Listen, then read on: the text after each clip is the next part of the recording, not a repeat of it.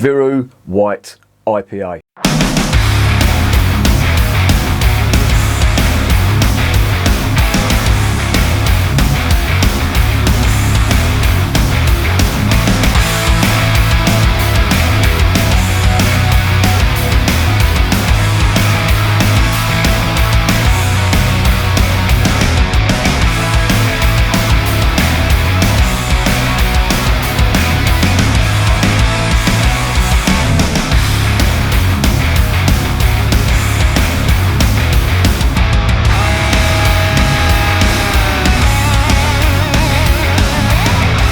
And remember, life is too short to be drinking shitty beer. Welcome to another edition of Bands, Bikes and Booze Reviews. It seems like ages since I've done a review, and I thought I was well overdue to do one, so here I am doing one. And here I am reviewing Viru White IPA. Now, where did I get this? It's an interesting story. Stepdaughter was going for a job interview in Tunbridge Wells. Very fucking posh. Don't know why the Anti-Noah League come from there, but they do. And I thought I would have a little mooch about because I had to wait for her while she was in the interview. And I stumbled across a shop called Noble Wines. And I just happened to glance in the window. I wasn't looking. I saw the wine sign and I thought, that's a fucking alarm bell. But as I walked past, I saw they had beer. So I thought, usually when they sell wine in a shop and they sell beer, the beers are good. Because for some reason, people that stock wine, they also do some decent beers as well. Fuck knows how they've managed that. It must be some quirk of fate that I don't know about. But I did see that up in an off licence in a place called Staplehurst, which is in Kent. And I also saw it in an off licence in Maidstone. And I saw it in this one in Tunbridge Wells as well. Off licences, do you remember them? Do you still have them around your area? Don't have them in London. Rare. But in Kent, you get quite a few. And it's very good to see because usually in off licences you get good beer. Or you get interesting beer, put it that way. And they had some of this in here. Now, I've tried some of the Viru Lager before, or is it a Pilsner? I can't remember. But I do remember it being good. And the reason I remember it being good was that it was different. And the reason it was different is because it had an almost Belgian-like yeasty ester coming off from it, like sort of a white pepper, clove-esque type flavour to the lager. Very, very subtle, but really nice. And I really enjoyed it, and I thought it was good. So sitting on the shelf was some of this stuff. I've got some other stuff. I've got a couple of Harvey's beers in there as well. Harvey's Christmas beer. Looking forward to that. But this one stood out because, as I say, I tried the Pilsner, so I thought I'll get it. Now, White IPA. You know my views on IPAs. Personally, I don't think the term means anything. Again, you can call anything an IPA, and really, there's nothing to say you can't call it an IPA. I've seen India Pale Lager. I know I keep going on about that, but for me, that was peak IPA nonsense when I saw that. But this is a white IPA. Now, what is a white IPA? Well, a white IPA is a cross between an American-style IPA and a Belgian Wit beer. Now, I do like Wit beers. I will not lie. But I do occasionally have an American IPA. Now, I say I don't like them and all that, blah, blah, blah. But I do like the odd New England IPA. I'm not totally averse to the idea of American beers. I just wish they'd called it something else. And I wish craft brewers would stop thinking that the panacea to all their brews was just to throw a load of American hops in there and hope for the best. Yeah, I've mentioned it in 1,000 videos, and that's all I'm going to say about it in this one, hopefully. But here we are with this one. Now, this is from Estonia, and it's probably got the most unique bottle out of, well, one of the most unique bottles. Well, how can you have one of the most unique? One of the most unique. That's just a complete oxymoron, isn't it? But they do have beer in that style, and it's supposed to represent or be a representation of a tower, a medieval tower that was built in Estonia. And I think that's where that comes from. But it is quite novel if you look at it. It's like a, how many sides has it got? 1, 2, 3, 4, 5, 6, 7, 8. So it's octagonal. And I don't think there's any other octagonal beer bottles out there. Certainly none that I've come across. If you've seen any, please let me know in the comments. But as I say, I have tried white IPAs before, and it makes sense that this lot do a white IPA, having tasted the lager, because the yeasty esters that you get off there did remind me of a Belgian-esque type beer, but probably a blonde or something like that. Speaking of which, I had some... I wasn't well. I couldn't go out of the house. Why couldn't I go out of the house? There was a reason. I can't remember. Oh, I busted my toe. Twat. Broke his fucking toe. Well, I don't think I broke my toe. I think I pulled a few tendons in my toe getting up off a chair. I mean, freak accident, I know. But I busted one of my toes and I couldn't get out of the house. So my missus went out and I said, can you get some beer? And she came back with 2 bottles of Leffe. And I didn't ever go at her because it's my own fault. I should have told her what beer. But she said, oh, it's Belgian. You like Belgian beer? I was like, oh, Christ. But I had another go. I tried it. And honestly, I had 2 mouthfuls of it. It's fucking terrible. Do not buy Leffe beer because it's not... It's probably the worst of Belgium. I know it's brewed by AB InBev, and AB InBev are based in Belgium, so technically it is a Belgian beer, but it's fucking horrible. It's dog shit. Rant over. Let's get back to this. These have been going, or they're a very popular brewery in Estonia. They've been going quite a while. I did try and remember how long. This is how old I'm getting now. Fucking hell, I was reading today. Shane Warne, cricketer, died today. 52 years old, same age as me. Fucking hell. That's a big alarm bell. I'm sure he led a much healthier lifestyle than I did. I know he was carrying a bit of timber, but fucking hell, there is no justice in the world. What a spin bowler he was. Well, he was arguably, well, not arguably, I'd say he was the best ever leg spinner that I've ever seen on, certainly since I've been alive anyway, and I don't recall any better spin bowlers. There's a few Pakistani spin bowlers are good, but nothing comes close to Shane Warne. He was... And I don't think anybody will. I think he's just was an absolute cricketing legend. 52 years old, way too soon. And what else has been happening in the world? Of course, Russia's invaded the Ukraine. What the fuck are you doing? That twat Putin. What the fuck are you doing, you idiot? There you go. See, they hit a nuclear power station as well. The world's gone fucking mad. And this is the first beer review that I've done in, it must be about a month. And see, this is what happens when I don't review beer. Maybe I should carry on reviewing beer. But I was out for a beer last night, actually, and I was drinking the Lost and Found Keller Pils in Maidstone. I was with a mate who I was drinking with just before the lockdown, and I was really wary about drinking with him because when I drink with him, bad things happen. And as I say, the lockdown happens. I was quite wary that something might happen in the Ukraine today, but it hasn't. Touch wood, thankfully. The day is not over yet, though. So, before something does happen, let's get this investigated.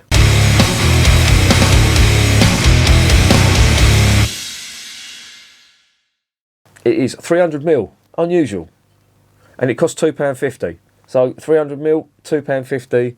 A little bit of a piss take there. I know it's come from Estonia and all that, but 300ml, you're taking the rise. It's 4.8%. It's a white IPA, as I say, which is a cross between, well, in this instance, it's a New England IPA and a Belgian Wit beer. It's got a load of writing on the side, and I can't read it because I've got the wrong glasses on. I don't know where my readers are. I've lost them.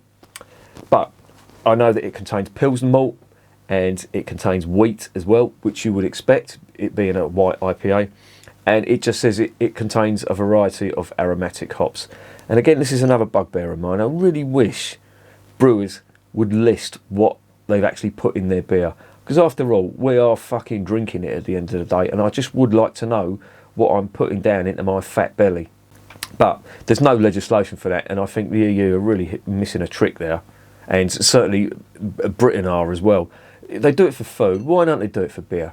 You know, I suppose it would put people off with the amount of chemicals that are put into it. I know people say, oh, there's not many chemicals in beer. And brewers do say on the side of the labels, when they do decide to put ingredients, they just say hops, barley, water and malt, etc. But you can bet your fucking bottom dollar there's other stuff that's going in there as well. And I would like to know what that is. So there you go. Another rant. Rant over. And that's about it, really. There's the cap. Very minimal labelling on that, and you've just got the novel bottle. I suppose you want to show the bottle off. You want to keep the labelling to a minimum. I'm not sure who distributes this. It is available in the UK, but I don't think it's as widely available as some of the Lithuanian beers that I've seen locally. But you can still get it. A little bit steep, I think, £2.50. That was Noble Wines, that was, but I'm not sure what it is online. But I just think that's a little bit steep for what it is. Anyway, if it tastes nice, then it'll be worth it, in my opinion, because, as I always say, I do not mind paying for good beer. However, another little rant. I went to London. When was it? Went to Camden. Oh, was it last week? I think it was last week. I went to see a band, or I was going to go and see a band until I realised they were charging £30 a fucking ticket and they were doing a mini tour. The band was The Last Resort. They were an old oi band, or oi punk band, whatever you want to call them, from the 80s, and they were doing a little tour. They've got Lars Fredriksson from Rancid playing guitar for them, but they were playing the Underworld in Camden, and every other venue they played around the country, it was like £13. I think between £13 and £15 entry. Come to London, it was £30. You can fucking sit on that if you think I am paying that for that band. Not going to do it. But I did go up there to see a few mates I hadn't seen in a long time, and I ended up drinking a pub called the World's End, which is just near the Underworld, and it was fucking £7 for a pint of Guinness. All the other beers were absolute fucking dog shit, so I don't know how much they were charging for that, but I paid £7 for a Guinness. And as you can imagine, I was not best fucking pleased. However, I went out before, 2 weeks before that. Where was I going? I was going somewhere. Oh, I was going to see a mate who died. Yeah, fucking hell, yeah, that was a tragic thing. I'm not going to go into that, but yeah, one of my mates died, and we had a little drink up for him and all that. But yeah, before that, I went for a drink up around London Bridge, and I went for a drink in the Katzenjammer, which is a German-themed bar, and I paid £6.50 for a bottle of the Augustiner Edelstoff. Didn't mind doing that. And then I paid £6.50 for a bottle of the Meisels Weiss in a pub around the corner. That's where I draw the line. I think once you start going over that much, then nah. I know pubs have got overheads, but I think that's when you're starting to take the fucking piss. If it was £5 a bottle, I'd still think it was a lot, but I would pay it. But £6.50, I just think you're taking the piss. And I know pubs in London have got overheads. I know they've been hit by COVID, but what about the fucking working man, eh? Rant over. Let's get onto this beer.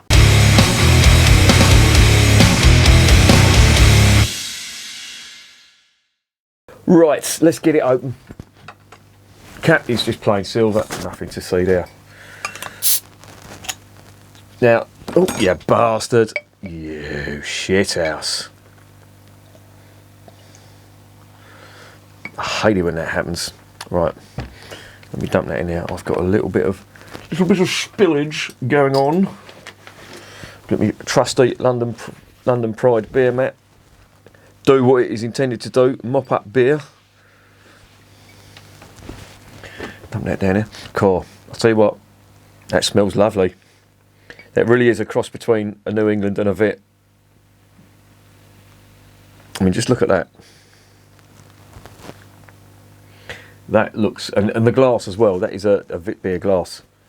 I thought I'd lost that, but it turned up one day. I think it was in the stepdaughter's bedroom. Oh, fucking, it's like the black hole of Calcutta in here. Anything that goes missing in the house, it's in there. Wow, it's a lovely aroma. It really is nice. It's like that white pepper, clove, and then you've got resinous pine from the American hops, and some fruit as well. It's like peach and grapefruit, and exactly what you'd expect from a white IPA. I hate that term. I really hate that term.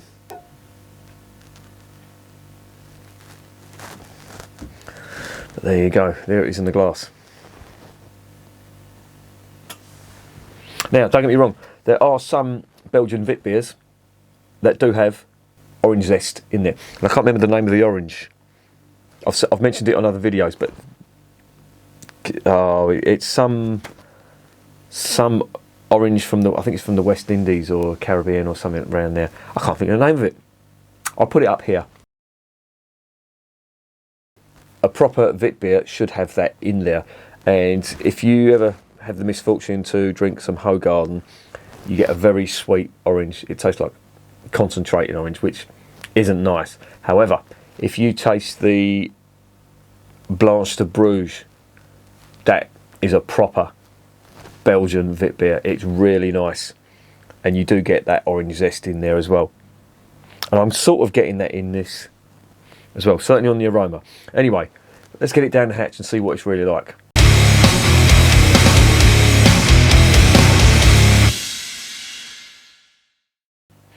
Bottoms up.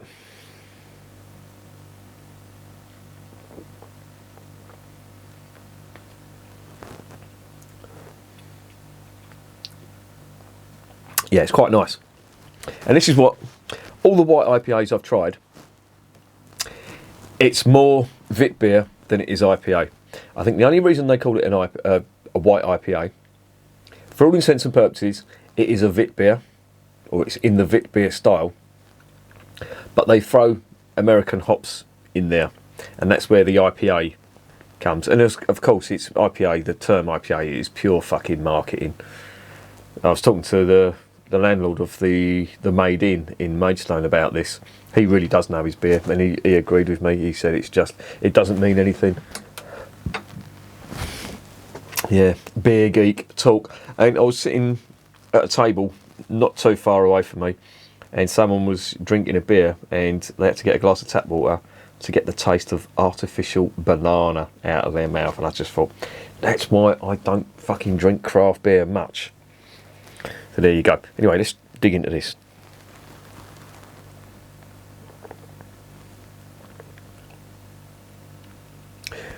That's really nice, actually. I'm quite impressed. They've definitely got that Belgian thing going on with the clove and the spice, but there's elements of fruit in this. There's sweet orange, which you don't normally get in wit beer. The orange is a little bit more bitter, if you like, because it's orange zest, so it's going to be a little bit bitter. This reminds me a little bit of Hoegaarden with that sweetness.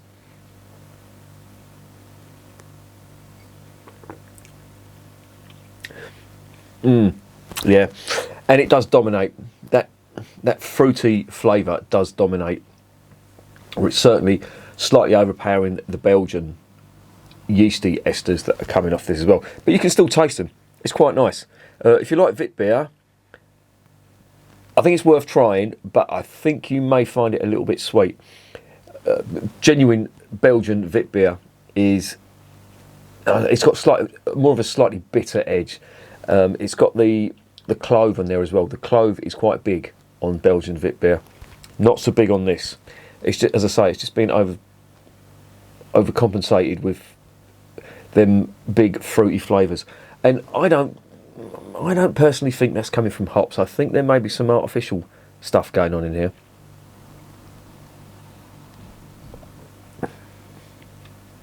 But all in all, it's not bad. And as I always say, if there's adjuncts in beer and it still tastes nice, I don't really care. It's all about the flavour.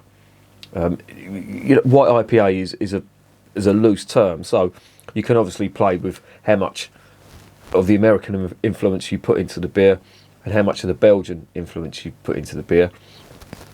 And with this, I think the American style fruitiness is just overpowering the Belgian style yeasty esters that are on here, but it ain't bad. I'm quite liking it. I could drink it again, definitely. I was impressed with the Pilsner. I'm quite impressed with these. So, some of that Lithuanian beer that they've got round the corner, it's not great, but occasionally you do get a very nice one, and they do quite a nice Weiss beer in the German style. They also do a Belgian style wit beer, and I do remember that being utterly fucking terrible. It was horrible. But they do a Marzen as well. I can't remember which Lithuanian brewer does that. That wasn't too bad, but as I say, when you're drinking some of these Eastern European beers, obviously if it comes from the Czech Republic, then that's a whole different style of, and a whole different scenario, if you know what I mean. But certainly from the Baltic states, generally the quality of the beer tends to be a little bit poor. So I'm not saying that as a blanket statement. I'm saying the stuff that comes over to the UK. I'm sure there's good beer in all of them Baltic states. It just needs to be hunted down. But I don't think I'm going to get it over here. And this stuff, I imagine this is quite popular in Lithuania, but it isn't bad. It's certainly not the worst beer I've tasted. Yeah, quite agreeable, and I will just say, if you like Belgian wit beer, you might find this a little bit sweet, but it's an interesting take on a Belgian wit beer.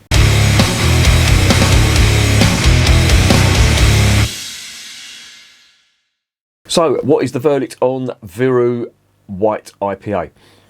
Yeah, it's not bad, and I have tried some. If you look on the channel, there are other white IPA reviews. I do remember the Siren White IPA as well, and that wasn't too bad. I didn't mind that either. But as I say, white IPA it's not really a traditional style of beer. They're sort of merging two styles, and whether the two styles go or not, if done right, I suppose they do. I mean, there's the proof. This is quite pleasant. I'm not going to knock it. It's certainly not nasty. The only bugbear I've got is it's 300ml, and that's £2.50. Now, I don't know how much this is in Estonia, but I would like to think that it's not as dear as that. And 300ml is, I don't know, I would like to see just 330ml or even 350. But yeah, 300ml, I just think, I suppose they have to do it because of the bottle, the shape of the bottle and all that. But yeah, oh well. But aside from that, I mean, that's a minor gripe. This is not a bad beer. It's quite drinkable. I'm not going to say that it's putting me off in any way. Absolutely no nasties there at all. If you're a fan of craft beer, like the New England style, you're going to like that. You will. In fact, I'll go out on a limb here and I'll say, people who drink craft beer and do like that New England style, then I think you're going to enjoy that more than the people who enjoy the Belgian wit beer style. But if you like both, then this is the perfect combination for you. And I do like both, and I quite like it. I think this is a nice sort of happy medium. I don't think it's the best white IPA. I think Siren's white IPA was better than that, but this isn't a bad one. So on the strength of that, considering the cost and considering how much you get and the flavours and all that, I'm going to give it a 7.5 out of 10, and I think that's fair. It's certainly drinkable. I probably would buy it again, actually, if it was available, and I'd certainly try their Pilsner again. If you look up on the channel, just look up Viru on the channel, and you'll see their Pilsner review. That was really nice, and it was the perfect balance of Pilsner flavours, or lager flavours I should say. It wasn't much of a Pilsner, but it had a little subtle Belgian overtone on it, and it worked perfectly. If they'd have called it a Belgian lager, it would have fucking bowled me over. I'd say, yep, they have got that absolutely spot on. But they didn't. They called it just a normal lager, or called it a Pilsner, which it wasn't. As I say, they should have called it a Belgian lager, and it would have been perfect, because it was the perfect balance between the Belgian yeasty esters and good lager flavours. But yeah, I like Viru. They do some good beers, and their website is it's pretty bland. You know, this stuff. I did some research to try and look up and see what was going on with it, and they've got this down as coming soon. So, well, here I am, and the website hasn't been dated up. So, Viru, if you're watching, sort your fucking website out, you fucking slackers. But yeah, 7.5 out of 10, and recommended. And remember, beer is working class champagne.